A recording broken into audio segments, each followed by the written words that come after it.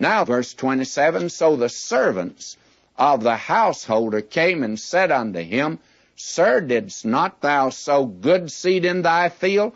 From whence then hath it tares? He said unto them, You see, the sower knew, an enemy hath done this. The servants said unto him, Wilt thou then that we go and gather them up? But he said, Nay, lest while ye gather up the tares, ye root up also the wheat with them. Let both grow together. Notice this, friends, this is important. Let both grow together until the harvest, and in the time of harvest I will say to the reapers, Gather ye together first the tares, and bind them in bundles to burn them, but gather the wheat into my barn. Now, this is the picture, and it's a very important picture, friends, to see and interpret. He says here, don't try to pull up the tares. Let them both grow together, and they'll finally head up, and you'll then be able to recognize tares. By their fruits ye shall know them, and then by the wheat. You'll know it in time. But don't attempt to pull up tares. Now, someone comes to me and says, Pastor McGee, do you think the world's getting better? And I say, yes, I think it's getting better. Somebody else comes and says, Dr. McGee, don't you think the world's getting worse? And I say, yes, I think the world's getting worse.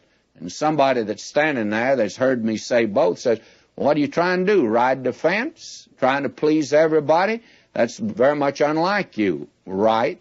May I say, but both are true. The wheat's growing today, and the tares are growing today.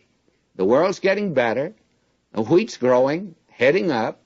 Never's been a time, frankly, when there has been as much Bible teaching as there is right now. I thank God for that. There's a great deal of it, friends. Frankly, I'd love to blanket the earth so nobody would have an excuse. But I guess I can't do that. But I'm satisfied just wherever the Lord wants me to fling out the seed, I'll fling it out. Now, what happens? Well, it grows. And I'll be honest with you. I think there's some wonderful saints of God today who love the Word of God and who will die defending it. Thank God for them. The wheat's growing, friends. But I want to tell you, there's a lot of tares. I've been a pastor a long time. And my thought, when I entered the ministry, I entered a denomination, and I entered it with the idea that I was going to clean it up. I was going to straighten them out. You know, a lot of the young preachers feel that way about it. And you know, they just about cleaned me out and straightened me out. I tell you, I found out I couldn't do that. And I was thankful to find out from this passage and related passages that my business today is to preach the Word. My business today is to give out the Word of God, and I'm not around pulling up tares anymore. When I started, I tried to pull them up, and I found out that there's some trying to pull up the wheat, so I had my problems. Therefore, my business is to sow it. And I believe that is the responsibility today. Now, both are growing in the world. Now, this is a kingdom of heaven situation. Actually, it's not His church.